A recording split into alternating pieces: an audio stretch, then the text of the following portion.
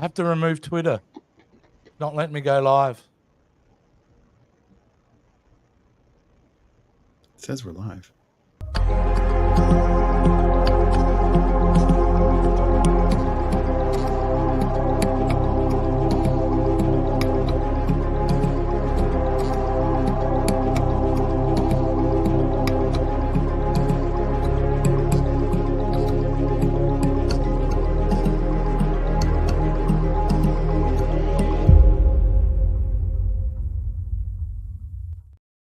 Hello.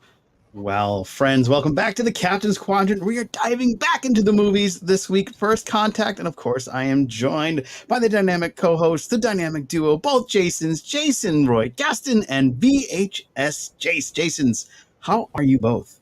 Hey, you want to see something cool? Yeah. Look, it's me watching me, watching me, watching me. Oh, wow. This is some type of ultraverse thing going on here. That's pretty cool. There's a psychiatrist that have a field day with that. I have yet to meet a psychiatrist that has conquered my neuroses. Thank you. Oh, nice. Nice. Well, like the banner said, we're diving into First Contact. It has been some time since I've seen it. And watching it again was like, wow, this is really good. Wow. I had a lot of fun. I think we should dive into the First Contact.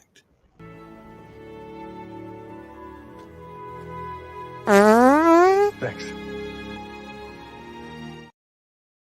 Finally, the bumper matches the content we're doing tonight. Look at that. We made it full circle. Okay, all these years. I gotta go with VHS Chase. I don't agree with your title of this video, Powerhouse in Filmmaking. I don't agree. I think Star Trek First Contact is a really good action movie. It's a 4-quadrant movie. It's a solid Star Trek movie for the general audience. Mm-hmm. That's what I think. It's got its flaws, but it's got a hell of a lot of strengths. Mm-hmm. I think Jonathan Frakes did a great job and finally got his chance to direct a Hollywood movie. I still flipping back and forward how I feel about the introduction of the Queen in the Borg. Oh, that's interesting. Lily, who I used to thought was a weak part in First Contact, upon rewatching it, I think Lily is the moral center of this film and really important. So really enjoyed watching her again. The genius of making Zefram Cochrane a drunk like backyarder who's just looking to make a profit, I think that is genius, because prior to this movie, they all held Zefram Cochrane as this very astronaut type good guy figure, and the fact they broke him down was made him like that, I thought was fantastic. I mean, there's lots of good to point out. I just don't think it matches A Voyage Home or Undiscovered Country or Star Trek 2. In fact, I would say it's the 4th favorite Star Trek film. 4th. But it is the strongest next generation film. That's without question. Yeah, for sure. Jason Roy Gaston. Well, before I say anything, in Star Trek First Contact, the crew of the Enterprise travels back in time to prevent the Borg from stopping humanity's first warp flight. They accidentally mess up history, meet Zefram Cochrane, and end up fixing things just in time for the first space selfie. Hilarity and drama ensue. Thank you. Thank you, ChatGPT, for that synopsis there. Just write a synopsis of Star Trek First Contact in 50 words or less. I knew it would be garbage, but I did it anyway. It holds up except the selfie. Yeah, I was going to say, it was like, it's like, well, I've run out of things to say. What's something that kids today like? I don't know. Selfies and Morgan Freeman. I don't know. So I agree. This is the strongest of the next generation movies. And that is not a high bar, however. I will say Star Trek First Contact, Generations, Insurrection and Nemesis. I really enjoy this movie. No, they're down there burning right now. Our next couple of movie reviews are going to be very, very, very passionate. I will defend Nemesis with my last breath. So, and you will have to use that last breath if you dare defend that movie to me. It's fun. Getting back to Star Trek First Contact, while we are still friends and everything, I will say that I think that this is a magnificent Star Trek movie. I remember seeing something during Enterprise's last season whenever they did the true finale, which was, the one where Tucker and T'Pol, somebody clones a baby and, Mars is trying to attack Earth or whatever that was. Terra 1, I think is what it was called. I can't remember. But one of the writers from Enterprise said something that stuck with me. The final frontier is not out there. The final frontier is in ourselves. Oh. And so I defend the fact that this is a Star Trek movie because this is Picard going into his own self-final frontier and dealing with trauma that he's had bottled up forever. And so he's exploring that trauma and he's conquering that trauma. I don't mind the Borg Queen. I really don't, because if you ask me, Picard has already been a Borg Queen. So who cares? I kind of wish that they would have explained that a little bit better, but it's Alice Creek. She was cool. She was creepy. The Borg, I hate to say it, the Borg needed a face. They're a cool enemy, but I just don't know how it would have worked without a face to focus that the audience energy on. I just enjoyed this movie from beginning to end. I think that Star Trek got a huge glow up in this movie. It looks slicker than any other movie had before or since, at least until the 2009 reboot, which, I think the budget for this movie was, $45 million, which is nothing. And they really made it look good. Jonathan Frakes did a great job directing this movie. He brought out the best in his fellow Star Trek alumni. And it's just fun. That's it. Plus, we got the Akira class in this movie, and just for that alone, the movie's a 10 out of 10 for me. This is one of my favorites. I don't know where I would put it because you guys know 4 is my favorite. Then it's followed by 2, and then Undiscovered Country. So I guess this is 4th favorite for me. But you have to understand, they're up here. They're all like peak Star Trek, and I'm talking about the original run of the movies, not the Kelvin timeline movies, because I honestly don't know where I'd put those. But yeah, I think that First Contact is extremely strong, and yes, it's a Star Trek movie. Die mad about it. One of the reasons why I say this is Powerhouse in filmmaking is because we got some really neat shots, like the reflection of when Captain Picard was listening to the orchestral selection, and then you had just him and his image of his face in the window, and then slowly you got Riker coming into the shot. I thought that was a brilliant shot. It was like over the shoulder scene, over the shoulder shot that you usually get, but then like the face of them. It was really well done, and it's one of the best things. Yeah, needle eyeball shot's the best shot. Oh, that freaks me out. I still had to turn because it freaks everybody out. Yeah, I was like, and I had forgotten about that when that scene came on. I was like, oh no. I don't think I've ever seen all of that scene because I think instinctively I turn away. Yeah. See, I never realized, and I don't know why I didn't notice it until the last couple of times I've watched it, but the needle actually makes contact with the eyeball at one point. I never noticed that because I think the same thing. I'm kind of going, oh my God. Yeah. Yeah. It freaks me out every time. So it's hard to get that. I just think that there's so many great shots, how they assemble the Borg from the crew of the Enterprise, just brutal. And I believe was Thomas, he worked on this as the FX guy? Jason Roy Gaston? Thomas Sopran? That's a good question. I don't know. I think he did. I think this was his last one. But regardless, the special effects were sick. And then I've got to bring up the shot. I love the Enterprise-E just comes in to save the day. And it looked so glorious in this movie. I thought it looked fantastic. She looks better in this movie, in her debut movie, than she looked in any movie afterwards, because this was the last time they used practical models. And I'm sorry, it was a mix. The CGI version of the Enterprise-E sucks.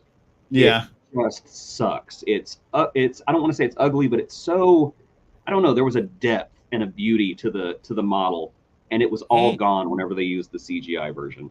I think this, in the mid-90s, they actually found the perfect balance where they would use CGI to enhance model work. right. So that's why I think it looks so great, because it's clearly a CGI background and all that kind of thing. But the actual what matters is the model. Yeah, for sure. Yeah, that's where you get the texture from, for sure. We're going to get to everybody in the chat. Don't worry. But we're going to continue on to... Oh, actually, in the chat. That's the next segment. Yeah, all that's right. next. Well, actually, I just want to add a couple other things. Of course. Back off of Jason.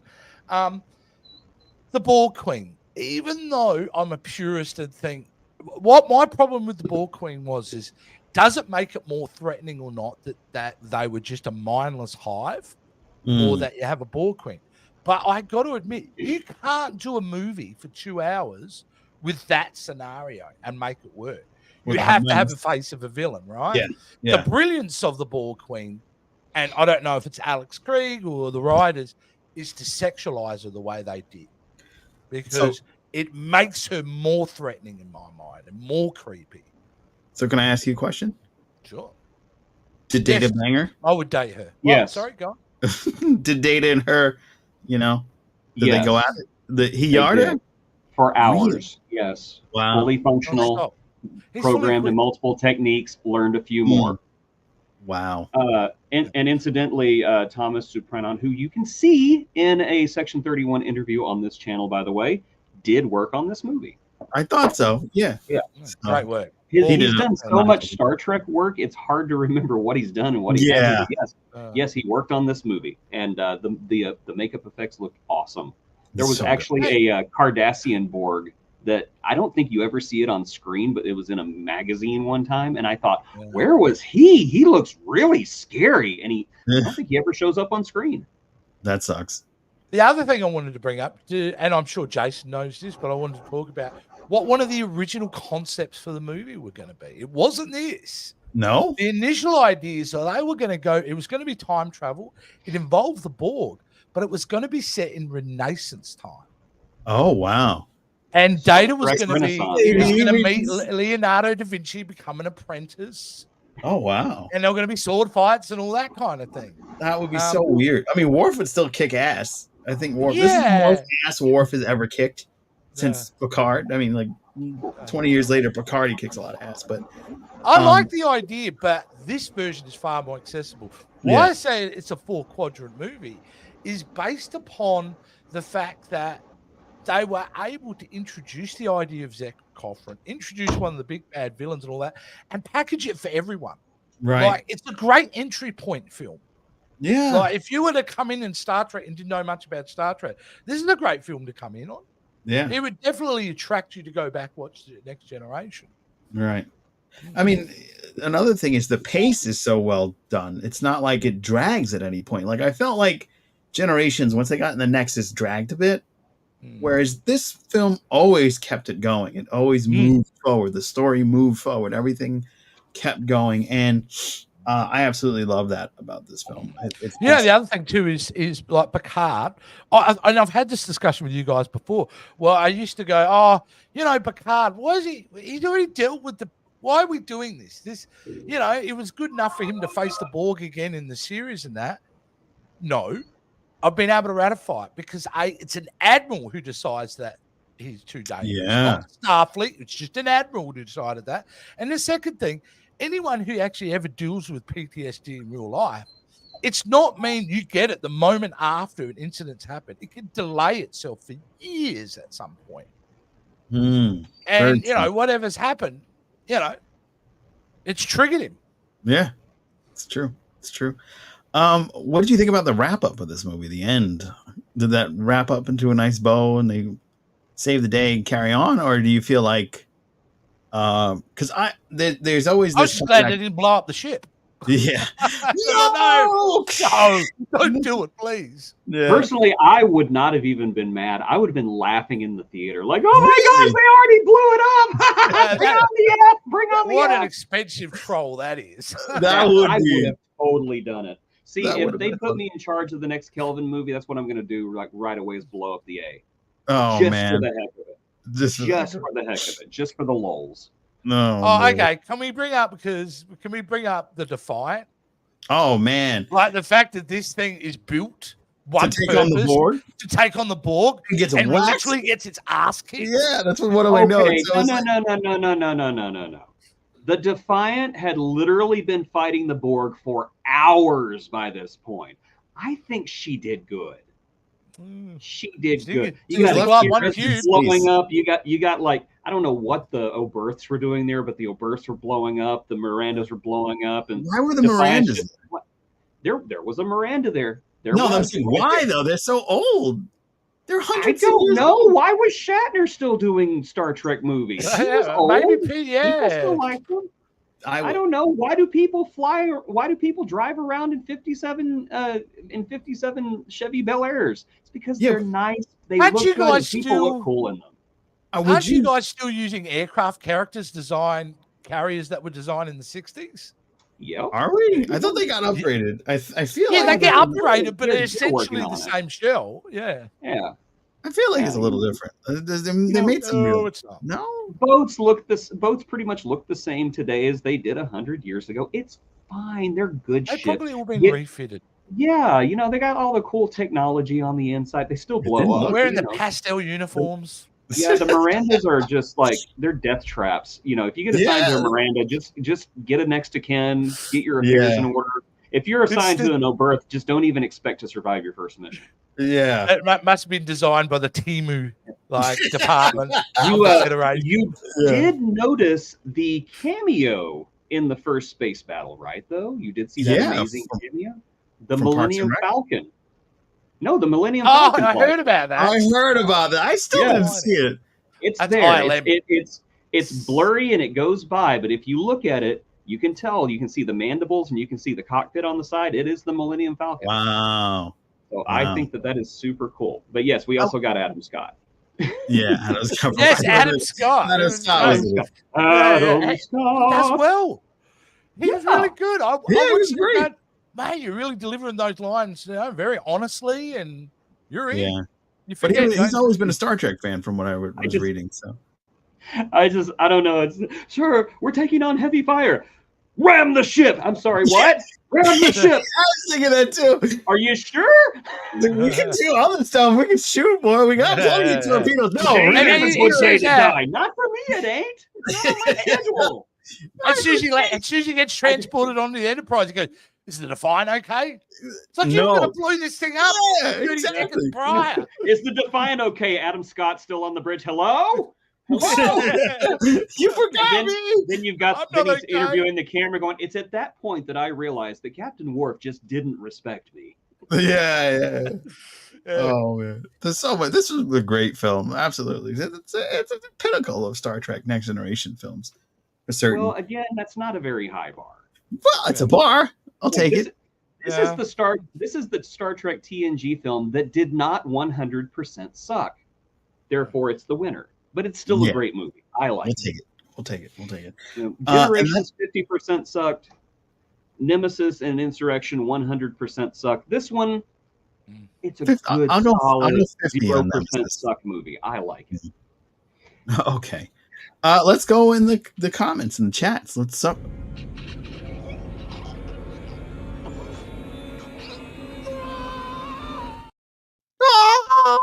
I love those. My Figure Universe. Other than the ability to nail down how many decks the blasted ship has, I'd say that's a damn near perfect Trek film. You took over deck 12, deck 7, deck 11? Wait. I like to think that the Enterprise is like an RV. Whenever it parks somewhere, they hit a button and the little pullouts come out. So they just got extra decks that way. So they were after they came out of warp, somebody hit the button, the little decks went woo. And now they got a full-size kitchen down there. They've got a nice big bedroom. They have couches that you don't have to squat to sit in. So that's the explanation. Okay. Okay. Another explanation. Borg sounds Swedish. I think this movie has a lot of Bjorn correlations. Borg. Yeah, Bjorn Borg. I'm just thinking of the chef from the Muppets going, Borg, Borg, Borg, Borg, Borg. The Swedish chef. Cosmic Mom Wouldn't it says, be, go ahead. Wouldn't it be great? I was going to say, wouldn't it be great if you're actually inside the Borg ship? It looks like IKEA. Oh, man. So you want to assemble? Too much Swedish for that? Yeah, that's it. It's sir, I can't read this. Mom says hi, and she's awake. I'm glad you're awake, Mom. Yeah. I've always looked at each film as their own individual entity. Each one is an adventure. And this purely is an action adventure film. This is. At its core, at its heart, that's how they've designed it, and that's what it came out. Oh, wow. This is interesting content. If you really want to have a true hatred for Star Trek Nemesis, watch it with a director commentary. Yes, I did it when I had it on DVD. I'm going to say you could just delete the last 3 words from that sentence and it still works. No, Nemesis is fun. No, Stuart Baird's director's commentary, man, it is something to listen to. It is. Really? You can probably find it on YouTube. I have heard Marina Sirtis and LeVar Burton, who's like the biggest sweetheart in the world, just say, "Yeah, this guy was awful. He was horrible." Wow. So I agree. I just If you want to have a true hatred for Nemesis, just watch it. Oof. Hey, by the way, a little bit of trivia for you. You know this, Jason. That First Contact was the first Star Trek film to be released on DVD. Really? I did know that because I had a copy of it. Back in the day, 4 DVDs would be released, every couple of months. So you bought everything back. Yeah, I remember that. Yeah. We all did that. Now they release the same movie over and over and over again in different formats. Oh, but this time we've added a new type of HUD. See, the thing, like, once you get the HUD, it's so bright. You can actually see where Picard's sweating. Yeah, but then you remove all the cool stuff off the disc, like the making of, director's commentary, Easter eggs. That's why you got to buy all of them. It's like Pokemon. You got to collect them all. Yeah. That's true. My Figure Universe says the needle touching the eye was the true first contact. I think Data getting with Yar was the first contact. No, that's a different type of contact. Damon J, seeing the crew men open the door and it's all black scene until you see the Borg laser showing was creepy as fuck. It really was. And they put it in the teaser trailer too. Yeah, that's wait a second. Answer me this though. What room was that? What they just opened it up and it's like is it like a pickleball court where the Borg just waiting? They're going, okay, they're coming. Get in the back. You got that one Borg who's going, shut up, Stu, shut up. You've got to admit though, they really made the Borg creepy in this. They did a great job of making them creepy. Yeah, they did. This was the Borg glow up movie, and you know what really made this movie work at the time? And okay, no hate towards Voyager. They did what they had to do to stay on the air and keep ratings and everything. But at this point, we'd only seen the Borg maybe 6 times. Right. Maybe. And they were still kind of novel. And this was really the first time that we got this close and HD with them. And I know a lot of people are like, well, I like the original Borg that were just sheet white and had black plastic glued to their face. I love these guys. Yeah, this is all body horror. They look like they are in pain. Yeah. And then I heard great comment by this my is a fantastic. Yeah, the sexualization of the Borg Queen to me always felt like an homage to the Hellraiser films. Yep. I don't know what's going on with you, Jason. That is true, though, right? It definitely did. It's my Tourette. Sorry. That's my chair. My chair just popped, so I almost fell backwards. Oh, good. It's a great comment because it is true. It is true, and it's the really smart way to go. Is that the sexualization? Because, like I said, it's not played for exploitive reasons. It's played to creep you the hell out and to show a weakness in Data. Right. Yeah. Really exposes the weakness in Data. Yeah. I actually saw a production of Little Shop of Horrors a couple of years ago. Love that. And they basically like Alice Krieged Audrey 2. They cast a woman in the role, and instead of it being the big and bombastic voice, it was, "Come on, Seymour, feed me." And I was just like, okay, if you told me about this before, I wouldn't have liked it, but this is really good because, I mean, let's face it, the true audience of Star Trek, at least at the time, was mostly guys. Yeah. And many of them had at the time hadn't had first contact yet. And you know, it's kind of like that whole, oh my God, it's a girl. Yeah. I don't know. It was entertaining. Why didn't anybody tell me that I still have Omashu in the background, by the way? Omashu. I was like, it's a Class M planet. Yeah, we'll take it. I'm just gonna say it's the Paramount logo. Yeah, thanks for watching my back, guys. I appreciate it. I was going to ask you, is it the Misty Mountains? But I'm glad I didn't ask. I got to put this comment. Paramount logo. Yeah, it's a Paramount logo. This means the world to me, and I appreciate it. I love Nemesis too, Liz. This is amazing. No. Yep. Nemesis is great for the first opening scene, and that's it. We did that one. The wrap up of the film doesn't actually happen until you read the crossover with the X-Men. Yes. What? Because no. Okay, I know. I've read this. I have read this. So what happens is whenever the crew of the Enterprise-E tries to go forward to go back home, they screw it up, and instead of going forward in time, they go sideways into a parallel universe. Oh, wow! They meet the X-Men. Oh, that's cool. It is absolute garbage. I was gonna say, I don't know how they have to fight Kang the Conqueror, and I don't know. It's actually a sequel to a crossover with the original crew where they had to fight. Oh gosh, I think it was the Phoenix Force and Gary from the first episode. What was his name? Gary Mitchell. Gary Mitchell and the Phoenix joins forces or something. I can't remember. It probably wasn't. No, this is a case where the peanut butter and the chocolate did mix. No. Yeah. But you don't like that, right? You did get Kirk trying to get with Jean Grey though, which I thought was hilarious. Yeah, that makes sense. And of course that whole thing where Beast and Dr. McCoy are working together, and this is before the crew knows the Enterprise is on the X-Men are on board. So Nurse Chapel walks in and goes, "Dr. McCoy," and both of them look at her and go, "What?" Yeah, that's funny. That's good. Good cheap fun. But otherwise, it's garbage crossover. Absolute garbage crossover. The Defiant deserves nothing but respect. Tough little ship. Because it's a cheap model, they could blow it up. Why the Miranda was there? Yes. It takes about 13 to 16 years to build aircraft carriers and military vessels. The ships get used for quite some time. There you go. The Miranda is a cheap renegade. They're cheap. You see a lot of them on the road. You're going to see a lot of them on the road, 20 years from now. Yeah. It is the Honda Odyssey of the. Yeah, there you go. The Honda Odyssey just doesn't die, or the CRV. The Pontiac. What did you call it? That weird minivan that looks like a Star Trek shuttle that was everywhere for a while, and then for some reason they all disappeared. As they say in the movie, no man, the Odyssey F's hard. Yeah.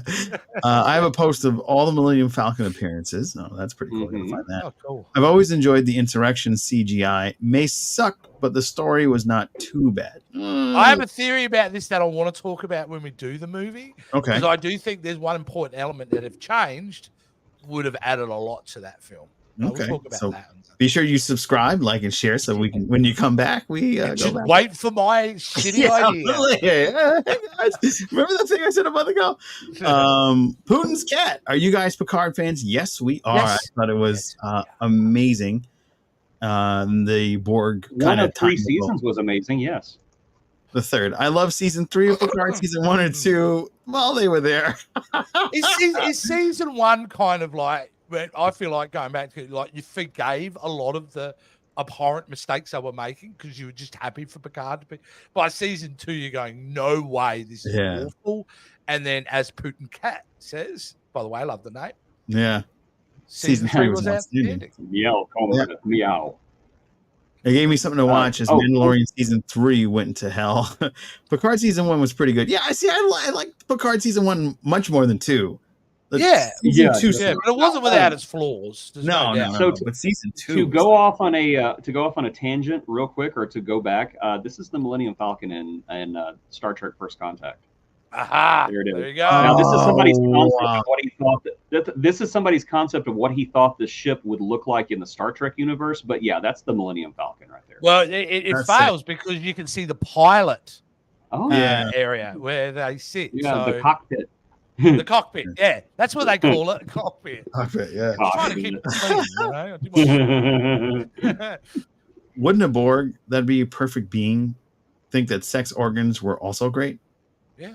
Yeah, that's a good point. Putin's cat's on a roll today. No, but they don't procreate. So yeah, they just assimilate. It's purely for fun. And they like dolphins. Just I don't know. Hey, they're assimilating all kinds of knowledge and technique. So I'm sorry. I think it would be spectacular. Oh, and they have all that knowledge and they're doing nothing with it. That's the part. Yeah. They know everything. They're like, I could do things to you that would make you scream, holler, and shrivel, but we don't do that here. If we don't do that, this is moment in the movie where she blows on his skin. Oh, that was sick. The way she does it, and then Brent Spiner's reaction to it. Yeah. All you needed to explain all of that. Yeah. So it's such a perfect little moment with that. You know? Yeah. Without do you want to know what makes the Borg Queen work whenever Sauron and Shinzon and Ruafo, the other major villains, didn't work? It's because with the Borg Queen, they were not trying to do Khan again. All the other guys were basically, it's like, yeah, this guy's kind of like Khan. This guy's kind of like Khan. This guy's kind of Khan. No, Alice Krieg was something different, which goes to show at the time they were just trying to recycle the same plots over and over and over again because they thought it worked. Alice Krieg did something different, and that's why she's so memorable. True. Very true. God bless her soul. Yeah. She's still alive, right? Yeah, she's still out. She was in Star Trek season 3, remember? I wasn't saying that in past. I wasn't sure. I was like, wait a minute. She's alive. God bless her soul. Alice Krieg is watching this podcast eating popcorn. I'm sorry, what? What's my what? I'm going to leave a mean comment and pretend to be I've still got a pulse. Dame G says, you're Alice Krieg, aren't you? It was great to see Barclay in First Contact, too. Always great to see Barclay. Yeah. I forgot about Barclay. That was a good point. Seeing Barclay in film was a huge plus. And he got fanboyed over Zephyr Cochran, which I thought was a lot. I normally don't like gratuitous cameos that don't do anything, but that was good. That was good. Just like run by in the background of one of your shots. That kind of freaked me out. Oh, by the way, something I'm really ashamed of when I watched First Contact, and Joe, you should be ashamed because it was our responsibility on that stage at Trek Island. We never mentioned his cameo in the film. I can't believe it. All this other obscure stuff, but none of us said, hey, man, you're in First Contact as well. Yeah, and he was a crooner, which is what he likes doing on the side. What was really cool also that Star Trek First Contact had a participant from every single generation of Star Trek, because you had Majel Barrett as the ship's computer. You had, of course, the entire Star Trek The Next Generation cast. Right. You had the Defiant and Worf showing up from Deep Space Nine. And then not only did you have Ethan Phillips, but you also had the Doctor showing up. And so there was a participant from every single Star Trek series that was on at that time. And I thought, that's really cool. Marvel Cinematic Universe always gets all the credit for saying, it's a complete cohesive universe. Star Trek did it first. Yep, for sure. Until 2009. Right.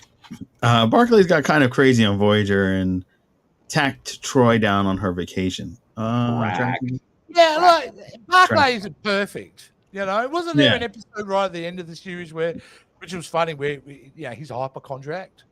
Yeah. And he thinks he's dying and something. Right. I remember and all that. He's always been anxious. The transporter episode. Yeah. That's why we love him, because.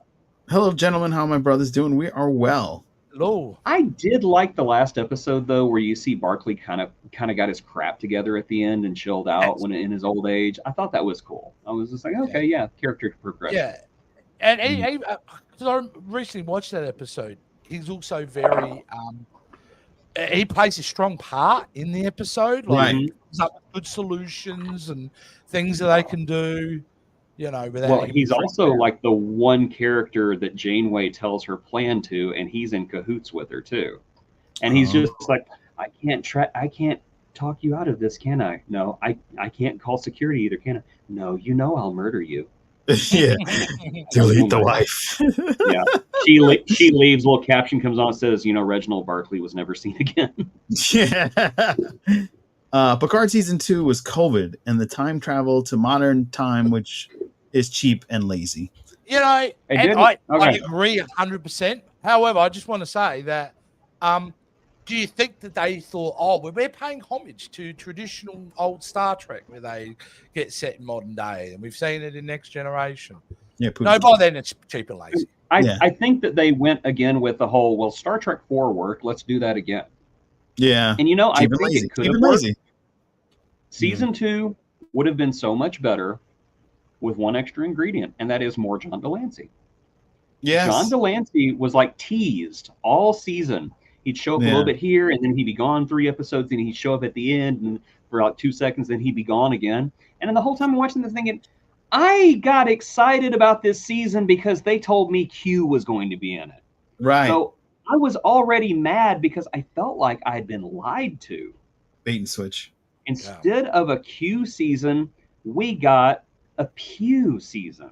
Pew. You know what? With Q episodes, there's always a profound point at the end of what he was trying to do. Right. There's always a reason he's doing something. Yet Picard season 2, it really was, they start him off as being a key part of the plot, but then just waffle him onto he's dying. And we know he's not dying because... Yeah, but here's the thing. This is why I'm saying the season needed more John Delancey. It's because that one scene with him in the conservatory where he's talking to Picard and he tells him, why else? It's because I care about you. Gods have their favorites and you've always been mine. And I thought that recontextualizes so much that happened during the Next Generation. That was so great. And that's why we needed more John Delancey. We did. Yeah, I agree. We needed less Rios and the Mexican family. They could,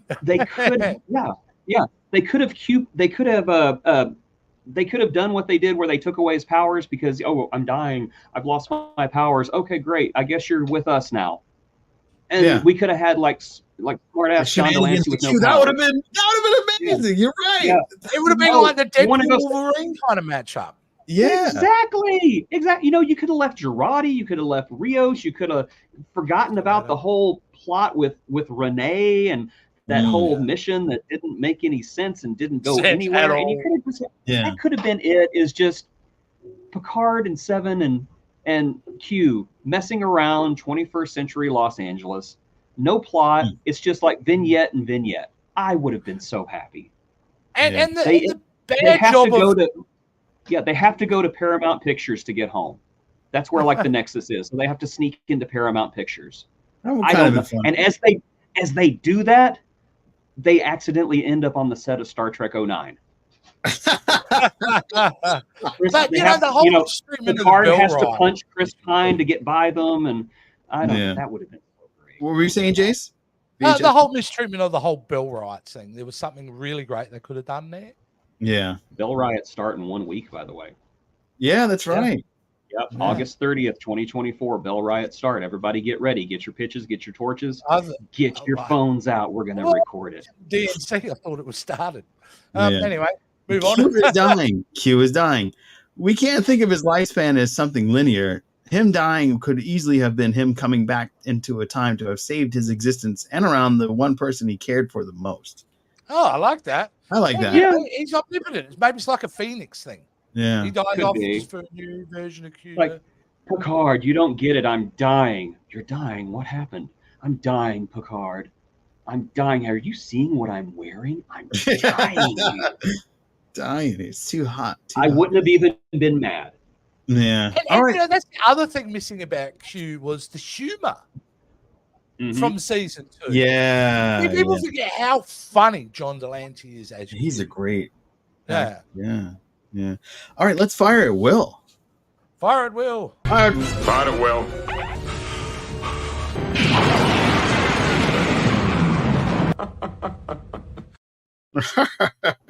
I feel like we were already firing at Will, but whatever. Well, kind of were, but that was driven by our good folks who are watching right now. Yeah, It's up to it's us. all your fault. It's all your fault. It's great. Why it's we great. can never stay on topic. So one of the things I want to talk about is our new spinoff show that VHS Jace has made into an excellent fray into the deep dives of the actors and folks that love Star Trek. And that is the new Section 31.5 Personnel Files. Okay. I wasn't sure if you were going to do it. I was getting ready to do it. Yeah. And this week he's got David Jones. It has been an amazing experience to really get into the good Canadian's life and background actor experience. I think that it's well worth every minute of every second of this show. It is so good how deep into the career that you get into this guy and his loves and his love of Star Trek. Well, what I can say about it is the fact that he's a good example of someone who is getting out there, working his backside off, getting involved in really good projects, and really trying to make a name for himself. Because how incredibly hard background actors and models to work. It's not an easy gig, I mean, it's one thing to be able to look like it, and he's certainly got that. There's no problems with David there. He came out of the good genetic bucket.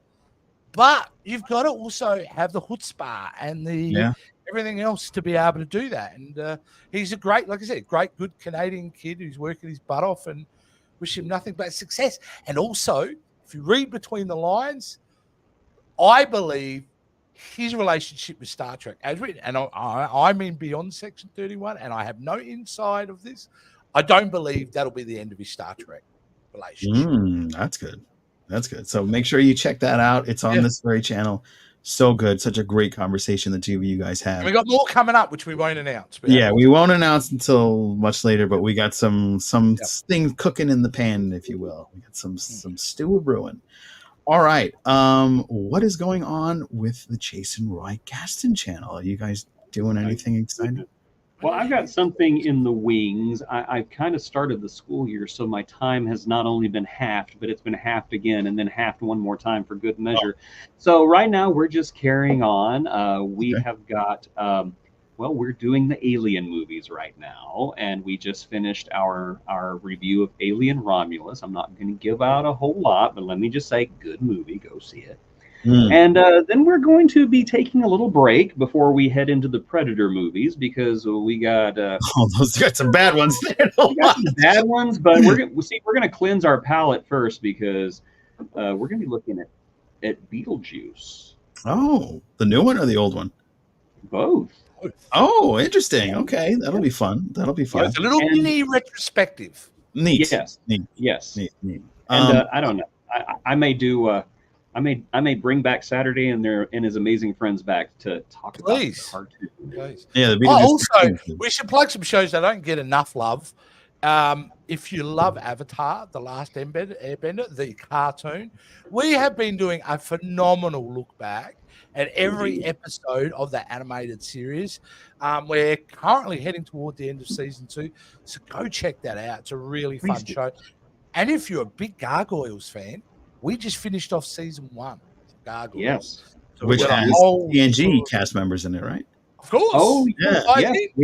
The upcoming retrospective on Reawakenings, which was the season 1 finale, actually has a mini TNG reunion in one scene, which is really cool. Very cool. Yes. Go watch that one. And of course, we got we got XXL men as well, extra large men, which is our look at the X-Men cartoons. Okay. I was going to say, is it still Fat Boy show? I was like, how come I wasn't invited? I only got Prometheus. We've had to take a couple of week hiatus because life. Yeah. But we have already. We'll be also looking at, before we start the X-Men series, animated series, we are kind of dropping in some previous times that X-Men have appeared in animated form. Nice. Their first time was so bad. Yeah, it was so bad. Doomsday. The next one with Canadian Wolverine is one of my personal favorites. Crocky, Australian Wolverine. Australian Wolverine. Sorry, yes, Australian Wolverine. Canada, Australia, it's the same thing. Yeah, same. Melanie Gene Mayfield says, "Wormhole alert! I just beamed in from another Trek chat, Star Trek and Chill on YouTube." Oh, great! Go check That's them out wonderful. after you've seen us. Yeah. Appreciate you Going to coming in. get Hubs involved with Alien and Predator. Jason, he's a huge fan, but Beetlejuice, nah. I do have someday. I will share my first contact story. Ooh, Fantastic, excellent. welcome to the chat. Yeah, welcome to the chat. I gotta say, we are having a blast at To Be Seen. We just did the review for Deadpool and Wolverine. You can go check that out at tobeseen.com. Number 2, BESCENE. And we are going to be returning to Ghosts. I went on a hiatus because of something that was inevitable. So I am going to go back and finish that. And we're going to get season 4 of Ghosts on the To Be Seen channel. So be sure to check us out over there. I think it's time to do. Go ahead.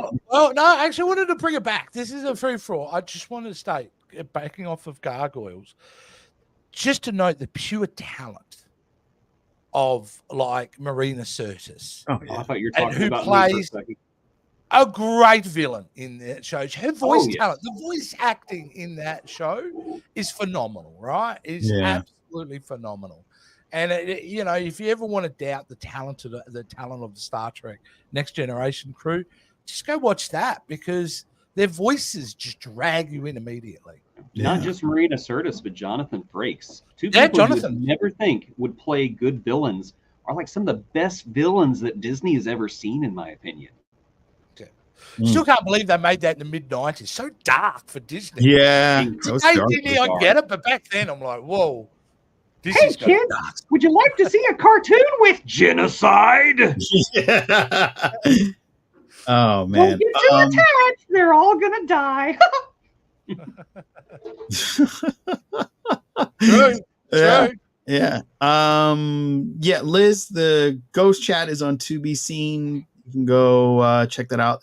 It's a show that was British that got turned into an American show. The American version you're covering. Yeah, the American version is what I'm talking about. It's a lot of fun.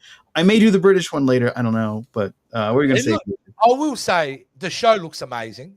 It's a great show. Right? It looks great, like the opening and the you're set up on the show, Joe. I don't know who did it, but he's a talented mofo. There's a gentleman here that produced that, and let me say, that's why it looks so good. It's me talking about the show by myself, but it looks really good. It's mint. It's brilliantly done, and I thank you, sir. Thank you. Money well spent. All right. Let us. Are we spinning?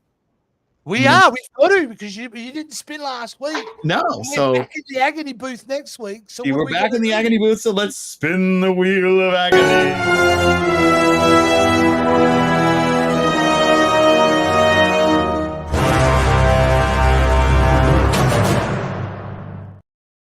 All right. Here we go. We're isolated on one side, Joe, but Jason's where he wants to be. Yeah. In the bosom of war. Yeah. Come to me, Jason. Hi, Daddy. Here we go. All right, guys. Let's spin it. Spin this sucker, all right? Now, what are we hoping for? Is there anything we hoping for? I'm really hoping for the green one. I really wanted to do the thaw. The thaw is it's such a weird episode. All right, let's find out. Let's do it. I'm turning my head. Click.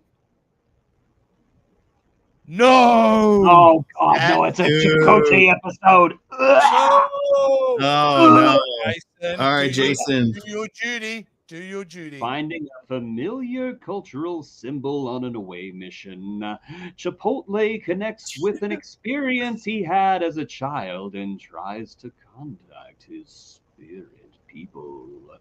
Yeah, this is the one with the fake Native American consultant. Such a terrible episode.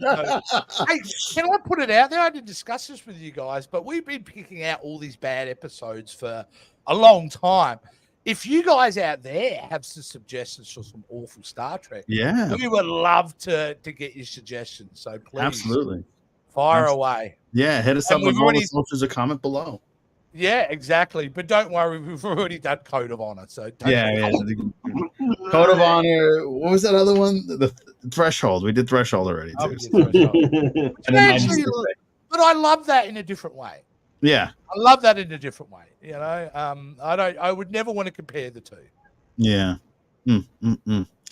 All right. Well, that's going to wrap up another really fun episode. I had a blast hanging out with you guys, talking about Star Trek and all the other things in the universe.